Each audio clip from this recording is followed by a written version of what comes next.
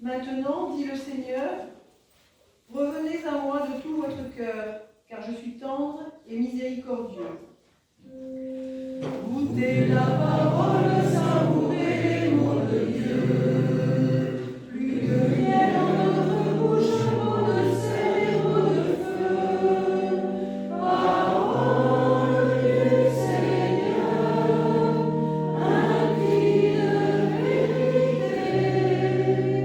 Parole du Seigneur, un chant de liberté.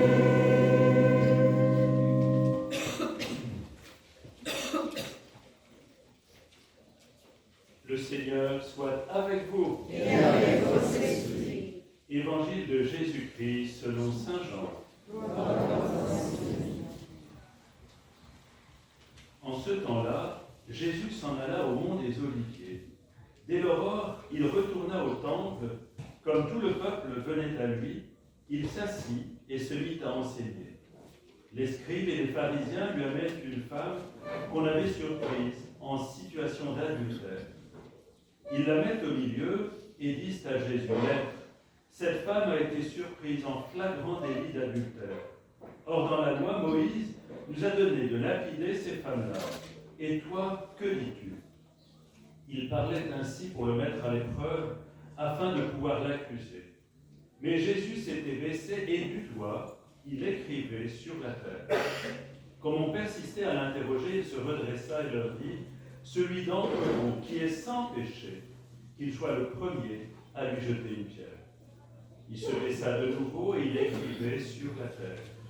Eux, après avoir entendu cela, s'en allaient un par un, en commençant par les plus âgés. Jésus resta seul avec la femme, toujours là au milieu. Il se redressa et lui demanda: Femme, où sont-ils donc? Personne ne t'a condamné? Elle répondit: Personne, Seigneur. Et Jésus lui dit: Moi non plus, je ne te condamne pas. Va et désormais ne pêche plus. Acclamons la parole de Dieu. Louange à toi, Seigneur Jésus.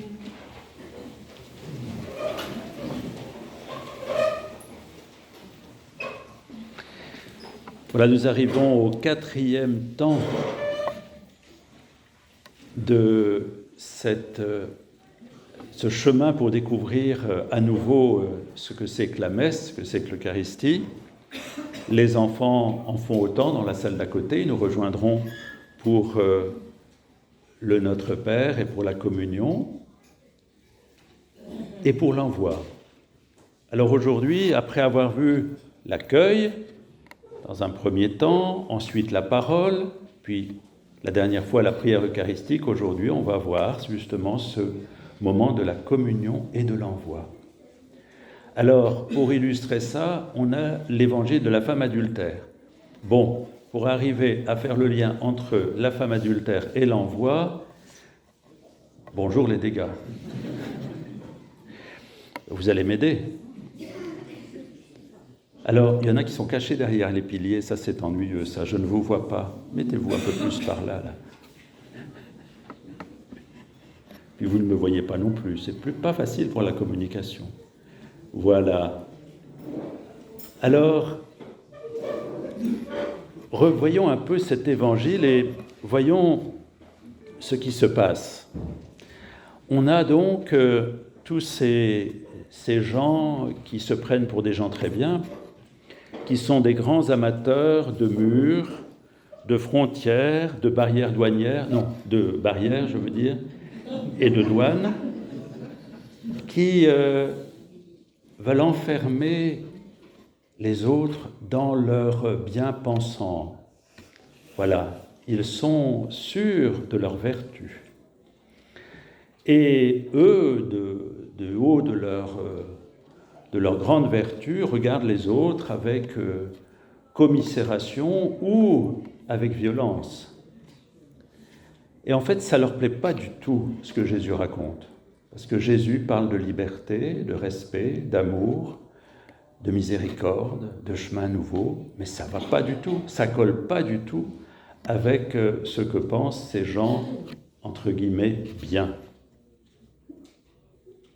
Alors, la tension ne cesse de monter et ils essaient de trouver tous les moyens de piéger Jésus pour le rejeter, voire petit à petit même pour le tuer. Et là, ils vont saisir, comme ils vont saisir à un autre moment la question de l'impôt, dû à César, tout ça, ils saisissent cette question de prescription issue de la loi. Ce n'est pas la loi reçue à Moïse, mais ce sont des prescriptions qui ont été ajoutées petit à petit pour les arrangements aussi. Et ils vont se saisir de ça pour essayer de coincer Jésus. Comment ? Si Jésus s'oppose aux prescriptions, en disant « mais non, laissez cette femme, laissez-la partir », on va dire « voyez, ce n'est pas un prophète, il s'oppose à la loi. Or, la loi est au-dessus de tout.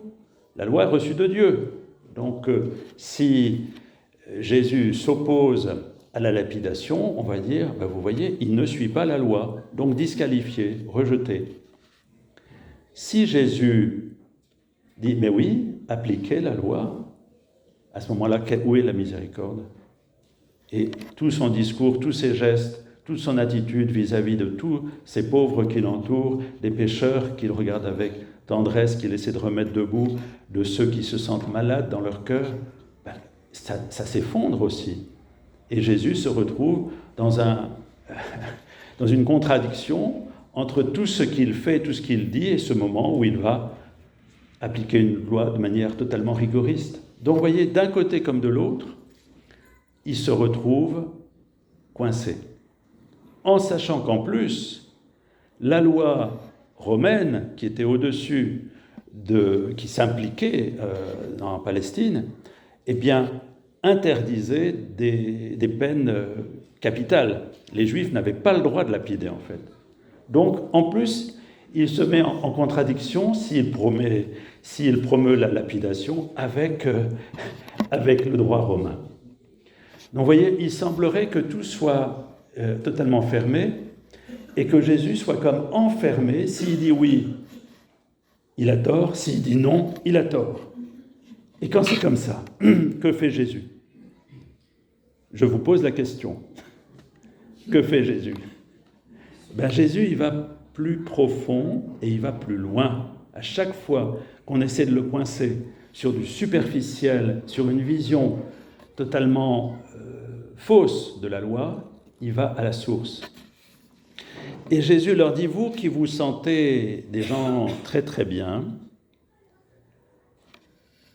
je vais vous indiquer un autre chemin. Mais avant cela, il se baisse et il écrit sur le sol. Qu'est-ce que c'est que ça ? Alors, on a interprété toutes sortes de choses. J'ai entendu encore dans un partage qu'on a fait lundi dernier qu'il devait se baisser pour compter, mettre des bâtons pour le nombre de péchés des gens qui l'entouraient. Vous voyez, bon, c'est ridicule. On ne sait pas du tout ce qu'il a dessiné. Ce n'est pas le sujet. Simplement, Jésus prend le temps d'une pause pour que tout le monde se calme. Qu'on arrête avec cette violence. Il prend le temps de laisser reposer les choses. Je me souviens, quand j'étais au séminaire, il y a une 40aine d'années, on avait un supérieur, le père André, qui, quand on venait lui parler de choses très sérieuses, commençait par prendre son tabac, son papier, il se roulait une cigarette, ça durait quelques minutes, le temps qu'on se calme. Donc, le temps que ça se pose. Un jour, j'étais au Canada, je suivais une retraite, j'étais allé voir le père qui était responsable de la maison, et je voulais lui parler d'une chose très sérieuse. Il me regardait gentiment. Tout d'un coup, il dit « Oh, regardez les outardes qui passent !» Je dis « Ça a l'air de l'intéresser, ce qu'il raconte, ce que je raconte plutôt. » Et en fait, c'était très très beau. Le temps de regarder les outardes, j'étais redevenu calme. Vous voyez, donc ça descend. Alors Jésus ne roule pas une cigarette, ne regarde pas les outardes, mais il se met accroupi et il décide, calmez-vous. Et puis à cette femme qui est jetée à terre, complètement écrasée par les regards et par les jugements, eh bien, il lui laisse le temps de respirer, de se retrouver elle-même. Alors, Jésus va leur dire, une fois qu'ils se sont calmés, eh bien, je vous pose une nouvelle exigence. Parce qu'en fait, dans ces prescriptions mosaïques, ceux qui aient constaté un crime ou une effraction, étaient les premiers à lancer les pierres. Ils avaient ce privilège, une fois qu'ils avaient découvert un péché, d'avoir le droit de jeter la première pierre. Alors, il s'adresse à ces gens qui doivent être dans les plus âgés d'ailleurs, je crois. Il leur dit, moi je vous pose une nouvelle exigence. Vous avez constaté quelque chose. Maintenant, je demande que jettent la première pierre ceux qui n'ont pas de péché. Voilà mon exigence. Qu'est-ce qu'il fait en faisant cela? Déjà, il casse l'enfermement. Et deuxième chose, il met tout le monde dans le même groupe. Il n'y a plus les purs et les impurs. Tout le monde est concerné. Tout le monde est fragile. Tout le monde fait des erreurs. Tout le monde peut se tromper. Qui d'entre vous ne s'est jamais trompé, dit-il? Qui d'entre vous n'a jamais fait quelque chose qui ne colle pas? Que celui-là lance la première pierre. Il n'y a plus les bons et les mauvais. Il n'y a plus qu'un groupe. Et les groupes fermés sont cassés. Fini les frontières. On est ensemble, dans la même condition humaine. Et à ce moment-là, eh bien, le système dans lequel on voulait enfermer Jésus, c'est-à-dire de se mettre dans un groupe de pensée, vous savez, c'est comme les réseaux sociaux. Vous vous mettez dans un groupe, c'est bien, tout le monde pense comme vous. Alors ça ne va pas vous faire changer d'idée, parce que dans votre réseau, dans votre groupe, de toute façon, on partage tous les mêmes idées. Alors on reste entre nous. C'est fini. Avec Jésus, il n'y a pas d'entre-soi. On est ensemble. Et on est ensemble concernés parce qu'on est tous des humains, marqués de la même patte humaine, ayant tous besoin, comme cette femme, de retrouver du sens à sa vie et de retrouver le chemin du bonheur. Tous. Dommage qu'ils soient partis, en commençant par les plus vieux et puis les autres après. Parce qu'ils auraient dû poser leurs pierres sur le sol et écouter ce que Jésus allait leur dire. Ils se sont braqués, ils ont dit « Ah, tu nous coinces, nous on s'en va. » Dommage. Ils auraient entendu la même parole qu'a entendue cette femme. « Va, va. » Alors qu'est-ce qui se passe une fois qu'ils sont tous partis? Bien Jésus, qui ne voulait pas se mettre au-dessus de cette femme, va se mettre à la regarder tout en restant assis par terre, mais il va se redresser et l'inviter à se redresser aussi. Alors il rentre en dialogue avec elle. C'est très beau, parce que à ce moment-là, cette femme retrouve une parole échangée et la vie se met à circuler. Et elle trouve dans le regard de Jésus que de l'amour, que du pardon, que le sens de sa dignité qu'elle retrouve. Et elle se redresse, elle se remet à respirer, à retrouver son être profond. Cette femme est en train de ressusciter, de se relever. Saint Augustin, je me souviens, il y a très longtemps, j'avais rencontré une femme qui avait déjà un certain âge, qui avait été l'épouse d'un diplomate qui avait travaillé dans l'ambassade du Vatican. Elle était veuve et elle était rentrée chez les Orantes de l'Assomption. Et j'ai eu l'occasion de la rencontrer à Bonneuil. Elle avait traduit du latin au français l'œuvre de Saint Augustin et elle avait fait beaucoup de livres très appréciés. Et j'ai demandé à cette femme, quelle est, pour vous, vous auriez une phrase de Saint Augustin à retenir, qu'est-ce que vous retiendrez? Et elle a dit, miseria et misericordia. J'étais misère et j'ai découvert ta miséricorde. Et ce texte de Saint Augustin illustrait cet évangile. Cette femme était exposée et elle a rencontré l'amour de Dieu à travers Jésus. Et Jésus lui dit, va maintenant, va, prends ta vie en main, sois heureuse, trouve ton chemin de bonheur, ne te trompe pas. Et elle se relève. Alors le lien avec l'envoi, vous me direz, c'est va. On reçoit ici, dans la parole, dans le pain, la tendresse de Dieu, l'amour de Dieu, qui nous ressource, qui nous relève, qui nous fait vivre. Et une fois qu'on l'a reçu dans l'Évangile, dans le pain partagé, dans le Notre Père, on a le même Père, ce n'est pas un groupe de bons, un groupe de mauvais, on est tous aimés. C'est merveilleux d'être si pauvre, disait Jacques Leclerc, quand on est tant aimé. Bien nous, les aimés de Dieu, il faut qu'on diffuse après cet amour.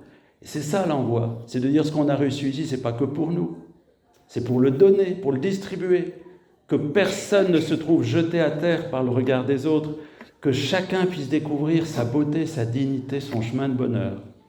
Va, bien que le Seigneur nous donne de recevoir sa tendresse dans ce pain partagé et d'aller la distribuer comme cette femme a dû le faire.